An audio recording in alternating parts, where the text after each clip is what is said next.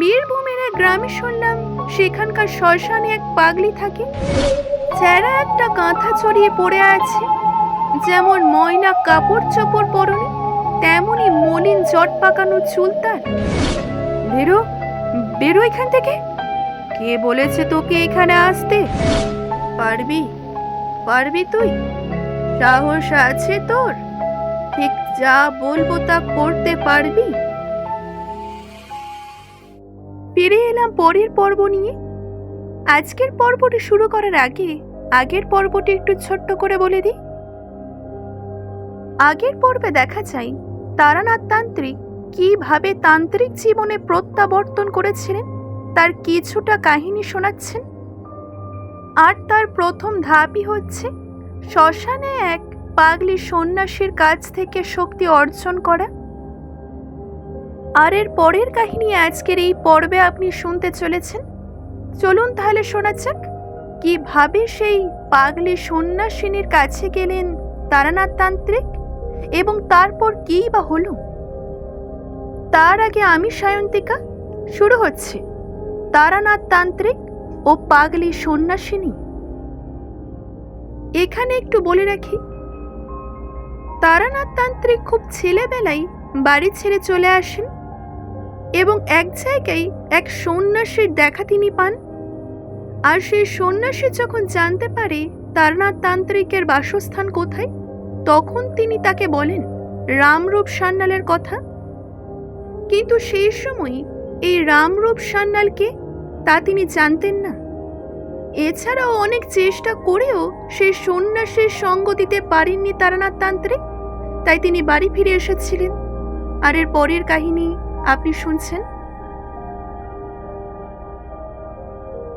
অনেক দিন পরে বাড়ি ফিরে এসে দেশের খুব বৃদ্ধ লোকেদের কাছে খোঁজ নিয়েও রামরূপ সান্যালের কোনো হদিশ মেলাতে পারলুম না। সান্যালদের বাড়ির ছেলে ছোকরার দল তো কিছুই বলতে পারে না। তবে ওদের এক শরিক জলপাইগুড়িতে ডাকঘরে কাজ করতেন। তিনি পেনশন নিয়ে সেবার শীতকালে বাড়ি এলেন। কথায় কথায় তাকে একদিন প্রশ্নটা করেই ফেললাম। তিনি বললেন, দেখো, আমার ছেলেবেলায় বড় জ্যাঠামশাইয়ের কাছে একখানা খাতা দেখেছি, তাতে আমার বংশের অনেক কথাই লেখা ছিল। বড় জ্যাঠামশাইয়ের ওইসবই শখ ছিল। অনেক কষ্ট করে নানা জায়গায় হাঁটাহাঁটি করে বংশের কুলুচি জোগাড় করতেন।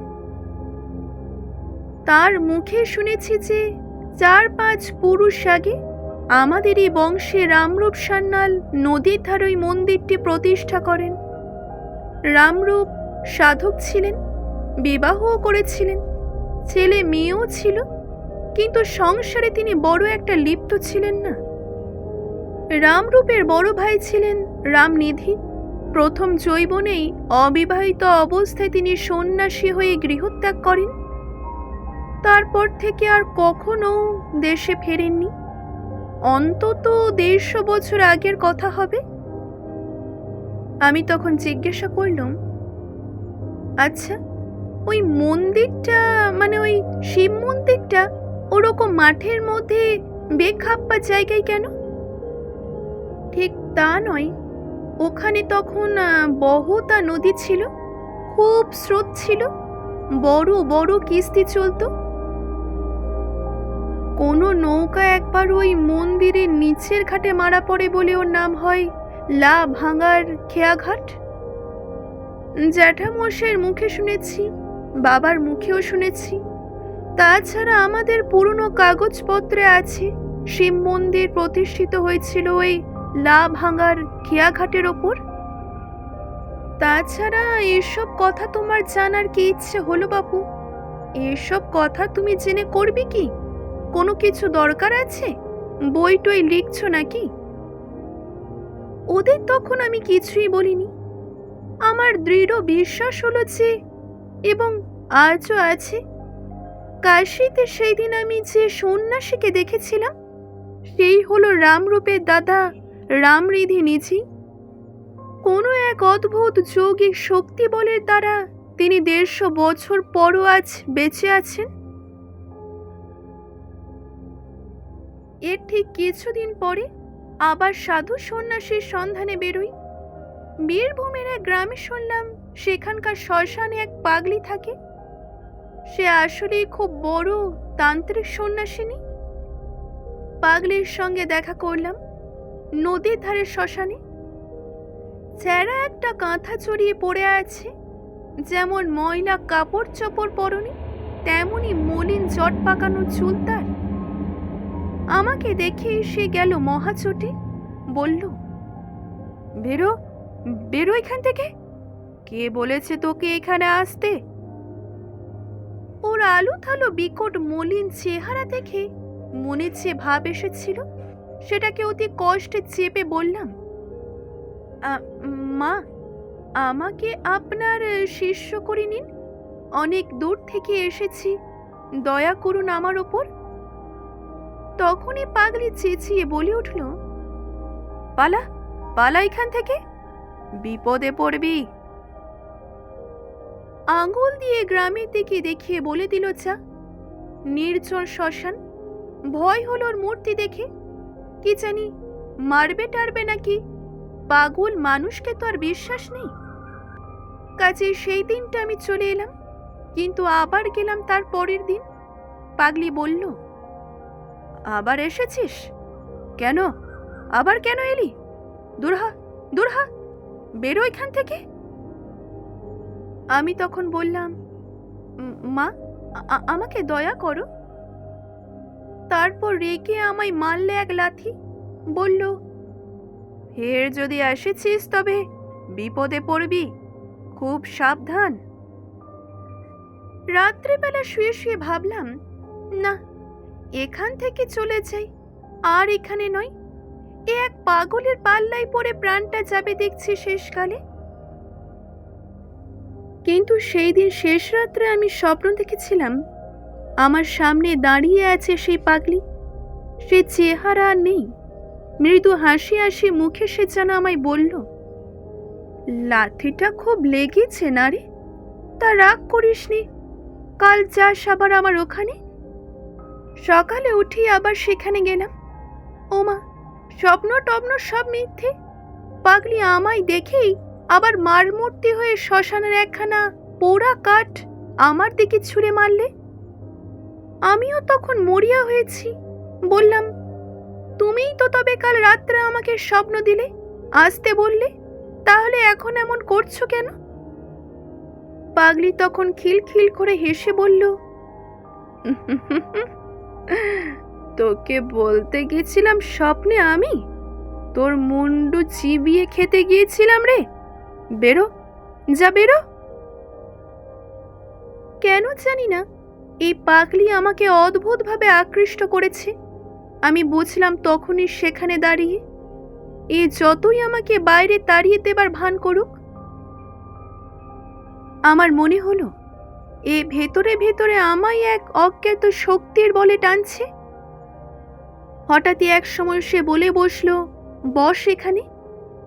আঙ্গুল তুলে দেখিয়ে দিল। তার সে হুকুম পালন না করে তো উপায়ও নেই, কাছেই বসতে হলো। তখন সে আমাকে বলল, কেন এখানে এসেছিস বলতো তুই? তোর দ্বারা কি হবে? কিচ্ছু হবে না। তোর সংসারে এখনো পুরো ভোগ রয়েছে। আমি তখনও চুপ করেই থাকি। খানিকটা বাদে পাগলি আবার বলে, আমার এখানে যখন এসেছিস তখন তো কিছু খাওয়ানো দরকার। বল, কি খাবি? পাগলির শক্তি কত দূর তা দেখবার জন্য বড় কৌতূহল হলো আমার। এর আগে লোকের মুখে অনেক শুনেছি যা চাওয়া চাই সাধু সন্ন্যাসীরা এনে দিতে পারে। কাজে আমি তখন বললাম, অমৃতি জিলিপি, ক্ষীরের বরফি আর বর্তমান কলা। পাগলি তখন এক আশ্চর্য ব্যাপার করলি। শ্মশানের কতগুলো পোড়া কয়লা পাশেই পড়েছিল। হাতে তুলি নিয়ে বললে, নে নে, এনে খা, খা, ক্ষীরের বরফি খা। আমি তো অবাক, এক অস্বস্তিতে পড়ে গিয়েছিলাম। আমার মনে হলো এই তো দেখছি পুরো পাগল, কোনো কাণ্ড জ্ঞান নেই। এর কথাই মোড়া পোড়ানো কয়লা মুখে দেব? ছি ছি। কিন্তু আমি তো তখন অনেক দূর এগিয়েছি, আর ফেরবার পথ নেই। দিলাম সে কয়লা মুখে পড়ে, যা থাকে কপালে। পরক্ষণে থু থু করে সে বিশ্রী বিস্বাদ চিতার কয়লার টুকরো মুখ থেকে বার করে দিল। পাগলি তখনই আবার খিলখিল করে হেসে উঠল। রাগে দুঃখে আমার চোখে তখন জল চলে এসেছে। কি বোকামি যে করেছি এখানে এসে! এই তো পাগলই, পাগল ছাড়ার কিচ্ছু নয়, বদ্ধ উন্মাদ। পাগলি হাসি থামিয়ে তখন আবার বলল, খেলি খেলি রাবড়ি বর্তমান কলা? পেটুক কোথাকার! পেটের জন্য এসেছ তুমি শ্মশানের কাছে? দূর হ জানোয়ার, দূর হ! আমার তখন ভয়ানক রাগ হলো। অমন নিষ্ঠুর কথা আমায় কেউ কোনোদিন বলেনি। একটিও কথা না বলে তখন আমি সেখান থেকে উঠে চলে এলাম। বললে বিশ্বাস করবেন না, আবার সেদিন রাত্রেবেলা পাগলি আমায় স্বপ্ন দিল। আবার আমাকে সেখানে যেতে বলল। এখনো পর্যন্ত আমার সন্দেহ হয়েছে পাগলিকে আমি স্বপ্নে দেখেছিলাম না জাগ্রত অবস্থায়। যাই হোক, জেগে উঠে আর রাগ রইল না। পাগলি আমায় জাদু করলে কি? গেলাম আবার দুপুরে। এবার কিন্তু তার মূর্তি ভারী প্রসন্ন। বলে, আবার এসেছে সেখানে? আচ্ছা নাছর বান্দা তো তুই। আমি তখন বললাম, কেন আমায় বান্দর নাচাচ্ছ? দিনে অপমান করে বিদায় করে দিচ্ছ, রাত্রে আবার আসতে বলছো। এইরকম হয়রান করে তোমার লাভ কি? পাগলি তখন বলল, পারবি পারবি তুই? সাহস আছে তোর? ঠিক যা বলবো তা করতে পারবি? আমিও তখন বললাম, আছে, যা বলবে তাই করব। সে তখন একটা অদ্ভুত প্রস্তাব করলো। সে বলল, আচ্ছা, আজ রাত্রে আমায় তুই মেরে ফেল, গলা টিপে মেরে ফেলবি কিন্তু। তারপর আমার মৃতদেহের ওপর বসে তোকে সাধনা করতে হবে। নিয়ম বলে দেব। বাজার থেকে মদ কিনে নিয়ে আয়, আর দুটো চাল ছোলা ভাজা। মাঝে মাঝে আমার মৃতদেহ হাঁ করে বিকট চিৎকার করে উঠবে যখন, তখনই আমার মুখে এক ঢোক মদ আর দুটো চাল ছোলা ভাজা দিবি। ভোর রাত পর্যন্ত কিন্তু এমনই করতে হবে তোকে। রাত্রে হয়তো অনেক ভয় পাবি। যারা এসে তোকে ভয় দেখাবে তারা কিন্তু কেউ মানুষ নয়। ভয় যদি পেয়েছ তো সাধনা মিথ্যে হবেই, প্রাণও পর্যন্ত হারাতে পারো। কেমন, রাজি? ও যে এমন কথা বলবে তা কোনো দিন ভাবতে পারিনি। আমি তো অবাক হয়ে বললাম, সব পারবো, কিন্তু মানুষ খুন করতে পারবো না। আর তুমি বা মরবে কেন আমার জন্যে? পাগলি রেগে তখন বলল, তবে এখানে মরতে এসেছিলি কেন মুখ পোড়া? বেরো, দূর হ! আরো নানা রকম অশ্লীল গালাগাল দিল। ওর মুখে কিছু বাঁধে না, এই কয়দিনে আমার অভ্যাস হয়ে গেছে। আমি তখন তাকে বললাম, রাগ করছো কেন? একটা মানুষকে খুন করা কি মুখের কথা? ভদ্র ছেলে পারে? পাগলি তখন আবার মুখ বিকৃত করে বলল, ভদ্র ছেলে? তা ভদ্র ছেলে তো এ পথে এসেছ কেন হে? অল্প পেয়ে ঘাটের মোড়া আমার? তন্ত্রমন্ত্রের সাধনা ভদ্রলোকের ছেলের কাজ নয়। যা যা গিয়ে কামের চাদর পরে হও সে চাকরি কর গিয়ে, বেরো। মনে মনে আবার সন্দেহ হলো, না, এ নিতান্তই পাগল, বদ্ধ উন্মাদ। এর কাছে সময় নষ্ট হচ্ছে আমার। কিন্তু তখনই মনে পড়ল, পাগলির মুখে শুদ্ধ সংস্কৃত শ্লোক শুনেছি, তন্ত্রের কথা শুনেছি। সেই দিন থেকে পাগলি আমার ওপর প্রসন্ন হলো। বিকেলে যখন গেলাম তখন আপনি সে আমাকে ডেকে বলল, আমার ওপর রাগ করেছিস? আমার রাগ হলে জ্ঞান থাকে না, কিছু মনে করিস নে। ভালোই হয়েছে তুই সেই সাধনায় মন দিসনি। ওতে কিছু হয় না, ওতে মানুষের কতগুলো শক্তি লাভ হয়, তাছাড়া কিছু নয়। কাছে আমি তখন জিজ্ঞাসা করেছিলাম, তা কিভাবে শক্তির লাভ হয়? পাগলি বলেছিল, পৃথিবীতে নানা রকম জীব আছে, তাদের চোখে দেখতে পাওয়া যায় না। মানুষ মরে দেহ শূন্য হলে চোখে দেখা যায় না, আমরা তাদের ভূত বলি। এছাড়া আরো অনেক রকম প্রাণী আছে, তাদের বুদ্ধি মানুষের চেয়ে অনেক কম, এদেরও চোখে দেখা যায় না, তবে এদের শক্তি অনেক বেশি। তাদের ডাকিনী, শাকিনী এইসব নাম। এরা কখনো মানুষ ছিল না, মানুষ মরে যেখানে চাই এরা সেখানকার প্রাণী। মুসলমান ফকিরেরা এদের জিন বলে। এদের মধ্যে ভালো মন্দ দুই আছে। এদের সকলকে তন্ত্র সাধনার দ্বারা বশ করা যায়। এদের তখন যা বলে তাই করে, কিন্তু যদি একটু অসাবধান বশত কিছু হয়, তারা তোমায় মেরে ফেলবে। আমি অবাক হয়ে সেই কথা শুনছিলাম। এসব কথার কখনো শুনিনি। এর মতো পাগলের মুখেই এ কথা সাজে। যেখানে বসে শুনছি সেটা একটা শ্মশান, একটা বড় তেঁতুল গাছ, আর একদিকে কতগুলো শিমুল গাছ। 2-4 দিন আগের একটা চিতার কাঠ কয়লা আর একটা কলসি জলের ধারে পড়ে আছে। কোনো দিকে লোকজন নেই। অজ্ঞাত সারে আমার গা যেন শিউরে উঠল। পাগলি তখনও অনেক কথা বলে যাচ্ছে, অনেক রকম অদ্ভুত কথা। শোনো, এক ধরনের অপদেবতাও আছে, তন্ত্রে তাদের বলে হাকিনী। তারা অতি ভয়ঙ্কর জীব, বুদ্ধি মানুষের চেয়ে অনেক কম, দয়া মায়া বলে কোনো পদার্থই নেই তাদের, পশুর মতো মন। এরা যেন প্রেত লোকের বাঘ ভাল্লুক। ওদের দিয়ে কাজ বেশি হয় বলে যাদের বেশি দুঃসাহস, এমন তান্ত্রিকেরা হাকিনী মন্ত্রে সিদ্ধ হবার সাধনা করে। হলে খুবই ভালো, না হলে বিপদের ভয় পদে পদে।